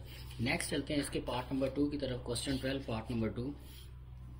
क्वेश्चन 12 पार्ट 2 है हमारे पास, वो कह रहा है कि अगर x इवन है तो हमने ये साबित करना है, देन x के +2x + 4 जो है ये भी हमारे पास क्या होगा, इवन होगा। इसको अब हमने जाहिर करना है कि ये हमारे पास क्या बनेगा, इवन बनेगा, ठीक है। तो इसकी तरफ चलते हैं जी। हमारे पास अगर अब हमारे पास एक बात आपने याद रखनी, अगर x को आपने ऑड लेना है तो उसको हम लिखते हैं 2k + 1, ये ऑड के लिए। और अगर आपने x को इवन रखना है तो उसको हम 2k सिर्फ लिखेंगे, k की जो मर्जी वैल्यू लेते रहे, ये हमेशा क्या रहना है, इवन रहना है। और 2k + 1 कर दें, k की जो मर्जी वैल्यू रहते हैं, इसने x में हमेशा हमारे पास क्या रहना है, इसने हमारे पास हमेशा ऑड ही रहना है, ठीक है। तो ये हमने इसको समझना है। तो चलते हैं, x अब हमने क्या लेना है, इवन लेना है जी। तो यहाँ पे हम सबसे पहले x को इवन लेंगे, ठीक है। सोल्यूशन स्टार्ट करते हैं। If x is even. अगर एक्स हमारे पास इवन है तो इसकी शक्ल कैसे होनी चाहिए, x is equal to 2k, और ये हमारे पास जो के है ये इंटीजर से बिलोंग कर रहा है। यहाँ पे आप लिख सकते हैं के जो है हमारे पास इंटीजर से हम लेते हैं, ठीक है। तो अब हमने साबित करना है कि इसका जवाब इवन लेगा। नाउ अब हम इसको उठाते हैं एक्स के प्लस 2x प्लस 4, और इसके अंदर x की ये वैल्यू पुट करते हैं और ये साबित करेंगे कि इसका आंसर हमेशा इवन रहेगा। तो यहाँ पे पुट करें, यहाँ पे आ जाएगा 2k कास के प्लस 2 इंटू 2k प्लस 4। इसको सॉल्व करें, 4k का स्केयर प्लस 4k प्लस 4। अगर आप इस पूरे में से 2 को कॉमन ले लें तो यहाँ पे 2k square plus 2k plus 2 रह जाएगा। अब यहाँ पे ये जो फैक्टर है k की कोई मर्जी वैल्यू ले लें, ठीक है, इंटीजर में से k जो हमारे पास इंटीजर में से आप जो मर्जी ले लें, चाहे इवन लें अंदर चाहे ऑड लें, ये 2 जब उससे मल्टीप्लाई होगा तो इसका ओवरऑल आंसर क्या रहना है, इवन ही रहना है, ठीक है। सो इवन, तो इसमें हमारे पास क्या रहना है, इवन रहना। ये हमने साबित कर दिया। नेक्स्ट चलते हैं क्वेश्चन नंबर 13 की तरफ। क्वेश्चन नंबर 13 है हमारे पास, prove that for any two non empty sets, दो नॉन एम्प्टी सेट है हमारे पास ए एंड बी है, और हमने ये साबित करना है कि ए इंटरसेक्शन बी का कॉम्प्लीमेंट जो होता है वो ए के कॉम्प्लीमेंट यूनियन बी के कॉम्प्लीमेंट के इक्वल होता है। तो इसकी तरफ चलते हैं जी। तो हमने ये साबित करना है, तो इसके लिए हम क्या करेंगे, हम एक एलिमेंट को उठाएंगे इसमें से और हम ये साबित करेंगे कि वो इसमें पड़ा हुआ है, ठीक है। तो इसका मतलब इसकी तमाम चीज़ें इसमें पड़ी हैं, इस साइड में पड़ी हैं, और फिर हम क्या करेंगे, इधर से एक चीज़ उठाएंगे और उसको साबित करेंगे कि वो इधर पड़ा तो वो सारी चीज़ें इधर पड़ी। तो यही हमने साबित करना है। तो सोल्यूशन की तरफ चलते हैं। सबसे पहले लेफ्ट हैंड साइड को उठाते हैं। हमने यहाँ पे लेफ्ट हैंड साइड को यूज़ करते हुए लेट कर लेते हैं कि हमारे पास एक नंबर एक्स है जो हमारे पास ए इंटरसेक्शन बी के कॉम्प्लीमेंट से बिलोंग कर रहा है। अब एक बात आपने यहाँ पे याद रखनी है कि अगर एक एलिमेंट है वो ए में बिलोंग कर रहा है तो वो वाला जो एलिमेंट है वो उसके कॉम्प्लीमेंट में कभी नहीं होगा। इसी तरह अगर एक एलिमेंट है वो बी के कॉम्प्लीमेंट में पड़ा हुआ है तो फिर ये वाला जो एलिमेंट है वो सादा बी में नहीं पड़ा होगा, ये आपने याद रखना है। अब हमने ये साबित लिया है कि एक एक्स जो है वो हमारे पास बिलोंग कर रहा है, ताल्लुक़ रखता है ए इंटरसेक्शन बी के कॉम्प्लीमेंट से। तो इसका मतलब है ये वाला जो एक्स होगा ये नहीं होगा ए इंटरसेक्शन बी के अंदर, ठीक है, कॉम्प्लीमेंट में होगा लेकिन कॉम्प्लीमेंट के बगैर में नहीं होगा, ठीक है। उस तरह नेक्स्ट हमारे पास है, अगर ये ए इंटरसेक्शन बी के कॉम्प्लीमेंट में नहीं है तो इसका मतलब ये है कि ये वाला जो एक्स है वो ए में भी नहीं है और ये वाला जो एक्स है वो बी में भी नहीं है, क्योंकि इंटरसेक्शन में वो चीज़ होती है जो उसमें दोनों में हो। तो अगर x इन दोनों के इंटरसेक्शन में नहीं है तो इसका मतलब ना x इसमें है ना ही x इसमें। अब अगर x a में नहीं है तो इसका मतलब है कि x जो है वो a के कॉम्प्लीमेंट में होगा, और इसी तरह यहाँ पे अगर x जो है b में नहीं है तो x किसमें होगा, b के कॉम्प्लीमेंट में होगा। अगर x a के कॉम्प्लीमेंट में है और b के कॉम्प्लीमेंट में है तो इसका मतलब ये है कि वो उनके यूनियन में भी होगा, ठीक है। तो इसका मतलब है ये हमारे पास उनके x जो है वो बिलोंग कर जाएगा ए यूनियन ए के कॉम्प्लीमेंट यूनियन बी के कॉम्प्लीमेंट में, ठीक है। अगर एक्स ए के कॉम्प्लीमेंट में भी है एक्स बी के कॉम्प्लीमेंट में तो इसका मतलब ये है कि एक्स उन दोनों के यूनियन में भी होगा। नेक्स्ट हमारे पास है, इसका मतलब क्या हुआ कि इसका मतलब ये हुआ कि हमने एक एलिमेंट जो है वो उठाया है और वो किससे बिलोंग कर रहा था, इससे बिलोंग कर रहा था ए इंटरसेक्शन बी के कॉम्प्लीमेंट से, और हमने ये साबित कर दिया कि वो वाला जो एलिमेंट इसमें बिलोंग कर रहा था वो इसमें चला गया, ए के union A complement union B complement इसमें चला गया। अब हम क्या साबित करेंगे कि एक एलिमेंट हम उठाएंगे वो इसमें से लेंगे और उसको इसमें से साबित कर देंगे, फिर ये वाला पॉइंट यूज करते और वो वाला पॉइंट यूज करते हम इसको इक्वल साबित कर लेंगे। नाउ अब हम लेते हैं राइट हैंड साइड से हम लेट करते हैं कि एक y जो है वो हमारे पास बिलोंग कर रहा है A complement union B complement से। अगर वो हमारे पास A complement union B complement से बिलोंग कर रहा है तो इसका मतलब ये है कि वो वाला जो एलिमेंट है, ये वाला जो एलिमेंट है वो ए के कॉम्प्लीमेंट में भी पड़ा हुआ है और बी के जो है उसके कॉम्प्लीमेंट में भी पड़ा हुआ है, ठीक है। जब यूनियन हो तो हम और लगाते होते हैं, ठीक है। तो ये यहाँ तक हमारे पास आ गया। अब अगर x a के कॉम्प्लीमेंट में है, सॉरी y जो है a के कॉम्प्लीमेंट में और y b के कॉम्प्लीमेंट में भी है, तो इसका मतलब है जो y है वो सिंपल a में नहीं होगा और इसी तरह जो y है वो हमारे पास सिंपल b में भी नहीं होगा, ठीक है। अब अगर हमारे पास जो y है वो सिंपल a में नहीं है और सिंपल b में भी नहीं है, ठीक है, तो इसका मतलब क्या हुआ कि हमारे पास वो यहाँ पे हमारे पास अगर वो इन दोनों में नहीं है, एक्स वाई जो है ए में भी नहीं है और वाई जो है बी में भी नहीं है, तो इसका मतलब ये है जो वाई है वो हमारे पास ए का इंटरसेक्शन आप बी के अंदर ले लें फिर भी उसमें नहीं होगा। अगर वाई ए इंटरसेक्शन बी के अंदर नहीं है तो जो वाई है वो किस में बिलोंग कर रहा होगा, ए इंटरसेक्शन बी के कॉम्प्लीमेंट में बिलोंग कर रहा होगा। तो हमने एक एलिमेंट उठाया जो ए का कॉम्प्लीमेंट यूनियन बी के कॉम्प्लीमेंट में बिलोंग कर रहा था, हमने इसको साबित कर दिया कि वही वाला एलिमेंट जो है ए इंटरसेक्शन बी के कॉम्प्लीमेंट में भी पड़ा हुआ है। तो इसका मतलब ये हुआ कि ये वाला जो सेट है इसके तमाम एलिमेंट इसमें चले गए, ए बी, ए का कॉम्प्लीमेंट यूनियन बी का कॉम्प्लीमेंट, ये हमारे पास लाइक आ गया है ए इंटरसेक्शन बी के कॉम्प्लीमेंट में। तो अब ये इसका सबसेट है और ये आगे इसका सबसेट है और बराबर भी हैं दोनों, तो इसका मतलब ये हो गया कि ए इंटरसेक्शन बी का जो कॉम्प्लीमेंट है वो हमारे पास ए के कॉम्प्लीमेंट यूनियन बी के कॉम्प्लीमेंट के इक्वल आ जाएगा इस तरह से। ठीक है, यहाँ पे आप लिख भी सकते हैं बाय 1 एंड 2, 1 और 2 को यूज करते ये आपस में इक्वल आ जाएंगे। नेक्स्ट हमारे पास है question number 14, if x and y are positive real numbers then, अगर x के लेस देन है y के से then x less than y होगा। तो ये बिल्कुल आसान सा है, इसको इधर ही कर लेते हैं। ठीक है, क्वेश्चन नंबर 14 है हमारे पास। क्वेश्चन नंबर 14 हमारे पास दिया हुआ है, क्वेश्चन नंबर 14 है, लिखा हुआ है x स्केयर जो है वो लेस देन है y स्केयर से। तो हमने ये साबित करना है कि जो x है वो लेस देन y होगा। तो सोल्यूशन में चलते हैं, ये लिख लेते हैं x square less than y square, taking square root on both side, taking square root on both side, दोनों तरफ स्क्वायर रूट ले लेते हैं। तो ये बन जाएगा एक्स स्क्वायर, इसके ऊपर अंडर रूट आ जाएगा, ये वाई स्क्वायर उसके ऊपर अंडर रूट आ जाएगा, इससे कैंसिल ये इससे कैंसिल, तो एक्स लेस देन वाई आ जाएगा और ये हमने साबित करना था। ठीक है, एक्स लेस देन वाई है। ठीक है, नेक्स्ट हमारे पास है क्वेश्चन नंबर 15 है, prove that the sum of interior angles of a triangle is 180 degree. के हमारे पास जो ट्राइंगल होती है उसके जो इंटीरियर एंगल होते हैं, अंदरले जावी होते हैं, उनको अगर हम जमा करें तो वो 180 के इक्वल होता है। ठीक है, ये हमने प्रूव ये स्टेटमेंट बड़ी बार पढ़ी हुई, तो आज हम इसका प्रूव करते हैं जी। तो हमने ये साबित करना है sum of interior angles of triangle is 180 degree है। तो इसके सोल्यूशन में चलते हैं। सबसे पहले हम कर लेते हैं कि लेट एक ट्राइंगल हम लेते हैं ए बी सी, हम इसको इस तरह से बना लेते हैं ऐसे, इसके एंगल आ गए, ये एंगल 1 ले लेते हैं, ये 2 ले लेते हैं और ये 3 ले लेते हैं। ठीक है, तो ये तीनों एंगल हमने इसके ले लिए हैं। ठीक है, इसके साथ हम क्या करते हैं, now take a line segment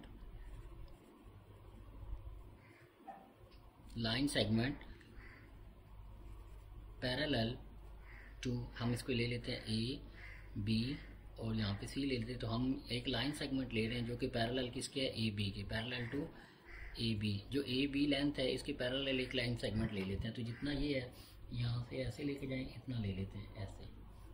कहने का मतलब ये है कि जो ए बी है ये यहाँ पे जो हमने लाइन सेगमेंट लिया है इसको नाम दे लेते हैं डी और ई का नाम दे लेते हैं, लेट्स सपोज। ठीक है, तो यहाँ पे हमने एक लाइन सेगमेंट लिया है डी ई, हमने now take a line segment D E हम ले लेते हैं कि डी ई हमने एक लाइन सेगमेंट लिया है जो कि पैरेलल किसकी है, ए बी के है। तो अगर ये ए बी के पैरेलल है, ये वाला लाइन सेगमेंट ये लाइन सेगमेंट आपस में पैरेलल है और इनकी लेंथ भी हम सेम रहे कि जितनी लेंथ ए बी की है उतनी ए डी ई की भी उतनी लेंथ है।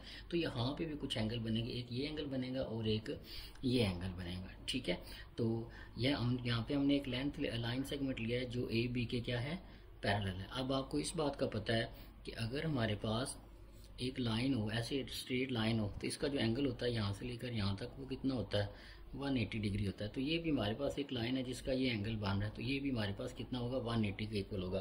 तो हम इसको नाम दे लेते हैं, ये 1 2 3 एंगल दिया है, इसको 4 का नाम दे लें, इसको 5 का नाम दे लें। तो यहाँ पे हम लिखेंगे कि जो एंगल 4 पे बन रहा है प्लस जो एंगल 3 पे बन रहा है प्लस जो एंगल 5 पे बन रहा है वो हमारे पास क्या होंगे, 180 के इक्वल होंगे। कि जो स्ट्रेट लाइन होती है इसका जो एंगल होता है वो 180 के इक्वल होता है। तो 4 3 और 5 इन तीनों एंगल का जो सम है वो 180 के इक्वल आएगा। यहाँ पे हम एक आर्गूमेंट जो है उसको यूज़ करते हैं। नाउ अगर आप बात करें जो एंगल 1 है, जो एंगल 1 है हमारे पास, ये वाला जो एंगल है वो एंगल 5 के बिल्कुल इक्वल है।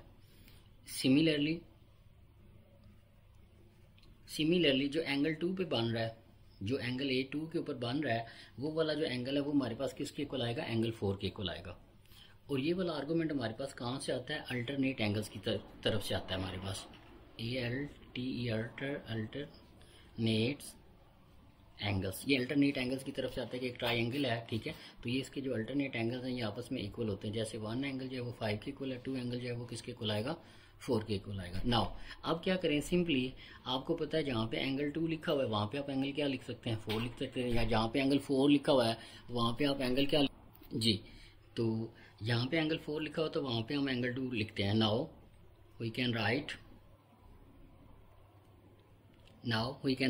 जहाँ एंगल 4 लिखा है वहाँ पे हम एंगल 2 लिख सकते हैं, प्लस एंगल 3 जो है वो इंटीरियर एंगल था पहले ट्राइंगल का, तो उसको हम वही रहने देते हैं, ये एंगल 3 एज इट इज रहेगा, प्लस जहाँ पे एंगल 5 लिखा है वहाँ पे आप एंगल 1 लिख सकते हैं, एंगल 1 इज इक्वल टू 180। तो ये हमने साबित करना था कि एंगल 1, एंगल 2 और एंगल 3 अगर हम इन तीनों को जमा करें तो वो किसके इक्वल आता है, 180 के इक्वल आता है। तो एंगल 1, 2 और 3 का सम करें तो वो किसके इक्वल आता है, 180 के एंगल आता है, और ये इंटीरियर एंगल है किसके, ट्राइंगल के। तो ये हमने साबित करना था, तो इस तरह से ये प्रूव हो जाएगा।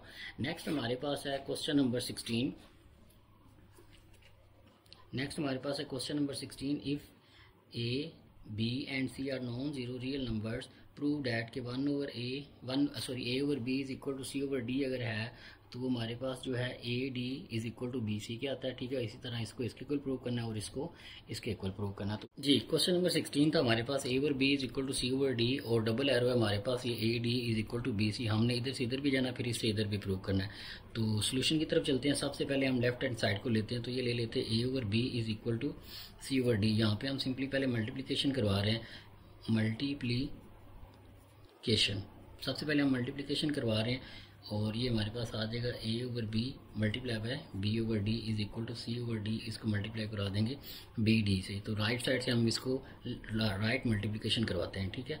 तो हमने यहाँ पे राइट साइड से मल्टीप्लिकेशन करवाई है, ठीक है। तो ये राइट साइड से हमने बी डी को दोनों तरफ से मल्टीप्लाई कराया। उसके बाद हम क्या करते हैं, ए को इधर ले आते हैं, बी को इधर ले जाते हैं, सी को इधर ले जाते हैं और बी को इधर ले आते हैं। तो इसे हम क्या करवाएंगे, डिस्ट्रीब्यूटिव प्रॉपर्टी लगाएंगे। डिस्ट्रीब्यूटिव प्रॉपर्टी भी कह सकते हैं, डिस्ट्रीब्यूटिव लॉ भी कह सकते हैं। तो ये हमारे पास क्या हो जाएगा, ये हमारे पास आ जाएगा बी ओवर बी आ जाएगा, यहाँ पे मल्टीप्लिकेशन आ जाएगा ए इंटू डी आ जाएगा, और ये हमारे पास बन जाएगा बी इधर आ जाएगा और यहाँ पे डी आ जाएगा, ठीक है। तो यहाँ पे डिस्ट्रीब्यूटिव लॉ हम इस तरह से लगा रहे हैं कि डी को हमने बिल्कुल इस तरफ लेके आना है, ठीक है। डी इधर ले आए और ये हमारे पास बाकी क्या रह जाएगा, यहाँ पे बी सी रह जाएगा। डिस्ट्रीब्यूटिव लॉ में हम क्या करते थे कि अगर हमारे पास A dot B dot C लिखा हुआ है तो हम इसको A dot B dot C लिखा, तो अगर आपने पहले दोनों के दरमियान ब्रैकेट लगाई है तो इधर फिर आप इन दोनों के दरमियान ब्रैकेट पहले लगाएंगे, ठीक है। तो इस तरह से हम इसको यूज़ कर सकते हैं। और इसी तरह यहाँ पे अगर आप अकोमोडेटिव लॉ भी लगा सकते हैं कि अगर ए डॉट बी लिखा तो वो बी डॉट ए के इक्वल होता है, ठीक है। तो जैसे आगे आगे आगे हम देखते हैं हम इसको कैसे करते हैं फर्दर, ठीक है। और इसी तरह हम इसको सॉल्व कर सकते हैं। तो ये हमारे पास यहाँ पे अगर हम इसको लिखें 1 over B multiply by B multiply by A D is equal to, sorry यहाँ पे हमारे पास डी आना है, यहाँ पे हमने डी लिखा, ठीक है। एसोसिएटिव लॉ को हमने डी की फॉर्म में डी को पहले लिखा और बी सी को बाद में लिखा है। तो यहाँ पे हम लिखेंगे D O multiply by D multiply by 1 over D, इसको ऐसे लिख रहे हैं और साथ में बी सी लिख लें। तो और उसके बाद यहाँ पे सिंपली हमने क्या किया है, मल्टीप्लिकेशन की है, मल्टीप्लिकेशन प्रॉपर्टी यूज़ की है, मल्टीप्लिकेशन प्रॉपर्टी। यहाँ पे सिंपल हमने मल्टीप्लिकेशन प्रॉपर्टी जो है उसको इस्तेमाल किया। अब बी से बी कैंसिल हो जाएगा और डी से डी कैंसिल हो जाएगा। तो यहाँ पे हमने कौन सी प्रॉपर्टी यूज़ किया है, यहाँ पे हमने यूज़ किया है मल्टीप्लिकेटिव इनवर्स, मल्टीप्लिकेटिव इनवर्स। तो यहाँ पे हमारे पास सिंपल 1 रह जाएगा, ये मल्टीप्लाई बाय ए डी आ जाएगा, और यहाँ पे सिंपल 1 रह जाएगा, ये मल्टीप्लाई बाय बी सी रह जाएगा। तो 1 इससे मल्टीप्लाई होगा और 1 इससे मल्टीप्लाई होगा, तो ये हमारे पास आ जाएगा A D is equal to B C. अब यहाँ पे हमने ये कौन सी प्रॉपर्टी यूज़ की है, ये additive identity multiplicative identity use की है, मल्टीप्लिकेटिव आइडेंटिटी। यहाँ पे हमने मल्टीप्लिकेटिव आइडेंटिटी यूज़ किया, ठीक है। तो ये हमारे पास A D is equal to B C आ जाएगा, ठीक है। तो हम इधर से इधर चलेंगे। अब अगर आपने इधर से इधर आना है, क्योंकि ये डबल एरो था, तो आपने सिंपली यहाँ से स्टार्ट कराना है, फिर इसको 1 से मल्टीप्लाई कराना, साथ साथ ये प्रॉपर्टीज लिखते जाना, ठीक है। फिर 1 की जगह पे 1 over B multiply by B लिख सकते हैं, इस 1 की जगह पे D multiply by 1 over D लिख सकते हैं। तो उसके बाद आपने क्या करना है, बी को ऊपर मल्टीप्लाई करेंगे तो बी ओवर बी बन जाएगा, ये डी ओवर डी बन जाएगा, ठीक है। ये ए डी आ जाएगा, यहाँ पे बी सी आ जाएगा। एसोसिएटिव लॉ जो है इस्तेमाल करते हुए फिर आप उसको इधर ले जाएंगे, दोनों तरफ से आप बी डी जो है उसको कॉमन लेके कैंसिलेशन प्रॉपर्टी लगा के, तो हमारे पास A over B is equal to C over D आ जाएगा, ठीक है। तो इस तरह से आप इसको ऊपर भी लेके जा सकते थे। नेक्स्ट हमारे पास है ए ओवर बी, हमारे पास लिखा हुआ है क्वेश्चन नंबर 16 पार्ट नंबर 2 लिखा हुआ हमारे पास A over B dot C over D जो है इसको आपने A C over B D के को लेके आना है। तो यहाँ पे हम लेफ्ट हैंड साइड लेंगे, ठीक है। तो ये हमारे पास लिखा हुआ है A over B dot C over D. तो इसको हम लिख सकते हैं सिंपली मल्टीप्लिकेटिव प्रॉपर्टी यूज़ करते हुए, मल्टीप्लिकेटिव प्रॉपर्टी यूज़ करते हुए हम इसको लिख सकते हैं A multiply by 1 over B dot C multiply by 1 over D, इसकी फॉर्म में लिख सकते हैं, ठीक है। उसके बाद हमारे पास क्या है, यहाँ पे हमारे पास एसोसिएटिव लॉ यूज़ करें। एसोसिएटिव लॉ यूज़ करेंगे तो इन दोनों को हम पहले लिख लेते हैं, ठीक है। इन दोनों से अलग कर देते हैं क्योंकि पहले ये इसके साथ है, ये इसके साथ है। तो यहाँ पे हम लिख सकते हैं A cross 1 over B multiply by C लिख लेंगे या डॉट भी लिख लें तो कोई फ़र्क नहीं पड़ता क्योंकि सिंपल मल्टीप्लिकेशन है, ठीक है। तो मल्टीप्लिकेशन भी आप लगा सकते हैं, डॉट भी लगा सकते हैं, मल्टीप्लाई बाय 1 ओवर डी आ जाएगा, ठीक है। तो यहाँ पे सिंपल मल्टीप्लिकेशन प्रॉपर्टी यूज़ करेंगे जैसे ऊपर यूज़ किया था। तो यहाँ पे हमारे पास क्या बन जाएगा, सॉरी हम यहाँ पे सिंपली क्या कर रहे हैं, बी डी को हमने पहले लैदा बनाना है तो हम इसको पहले लैदा बना लेते हैं। यहाँ पे जो दोबारा आप जो है कोमोटेटिव प्रॉपर्टी मल्टीप्लिकेशन की यूज़ करें, कोमोटेटिव प्रॉपर्टी हम बेसिकली क्या बना रहे हैं, बी डी को इकट्ठा कर रहे हैं, बी को इसके साथ लेके आ रहे हैं। तो ये आ जाएगा ए क्रॉस, कोमोटेटिव प्रॉपर्टी क्या होती थी कि ए डॉट बी अगर लिखा तो उसको आप बी डॉट अगर ए डॉट बी लिखा तो आप उसको बी डॉट ए लिख सकते थे। तो ये 1 over B multiply by C लिखा तो ये हमारे पास बन जाएगा C multiply by 1 over B. ये हमारे पास commutative property with respect to multiplication होती है, ये मल्टीप्लाई बाय 1 ओवर डी आ जाएगा। यहाँ पे दोबारा एसोसिएटिव प्रॉपर्टी लगाएं,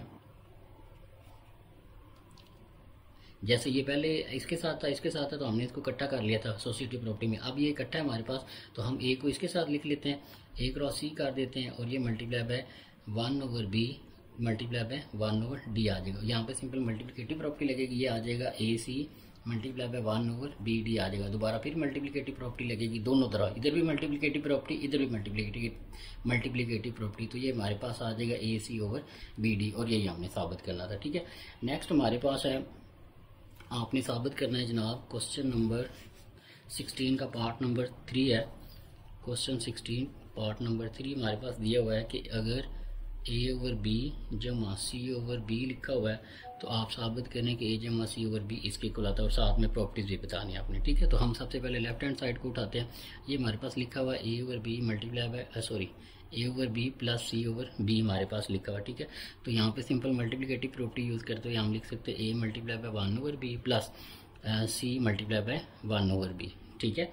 उसके बाद यहाँ पे आप डिस्ट्रीब्यूटिव, यहाँ पे हमने कौन सी प्रॉपर्टी यूज़ की, मल्टीप्लिकेटिव प्रॉपर्टी यूज़ की है, मल्टीप्लिकेटिव प्रॉपर्टी, ठीक है। उसके बाद यहाँ पे अब हम डिस्ट्रीब्यूटिव प्रॉपर्टी लगाते हैं, ठीक है। डिस्ट्रीब्यूटिव प्रॉपर्टी में क्या होता है, डिस्ट्रीब्यूटिव प्रॉपर्टी में हमारे पास क्या होता है कि ये ए है, ये जमा सी है, तो ये ए जमा सी आ जाएगा, 1 ओवर बी दोनों में से कॉमन आ जाएगा, ठीक है। ये डिस्ट्रीब्यूटिव प्रॉपर्टी होती है हमारे पास, ठीक है। उसके बाद ये ए जमा सी है, 1 ओवर बी आ गया। आप सिंपल यहाँ पे मल्टीप्लिकेटिव प्रॉपर्टी लगा दें, मल्टीप्लिकेटिव प्रॉपर्टी। तो ये मल्टीप्लिकेटिव प्रॉपर्टी क्या है, ये ए प्लस बी 1 से मल्टीप्लाई होकर ए प्लस सी बन जाएगा और नीचे बी आ जाएगा और ये हमने प्रूव करना था, ठीक है। तो इस तरह से हमारे पास जो है एक्सरसाइज जो है हमारे पास 8 जो है चैप्टर की ब्रीफली हमने एक्सप्लेन किया इसको और इसकी हर चीज़ें हमने की है। तो अगर आप चैनल पे नए हैं तो इसे प्लीज़ सब्सक्राइब कर दीजिएगा, अपने क्लास फेलोज़ या टीममेट्स के साथ इसको शेयर कर दीजिएगा। अपना बहुत सारा ख्याल रखिएगा, अगर आपका कोई क्वेश्चन है तो उसको पूछिएगा, इंशाल्लाह उसको क्लियर किया जाएगा। अपना ख्याल रखिएगा, अल्लाह हाफिज़।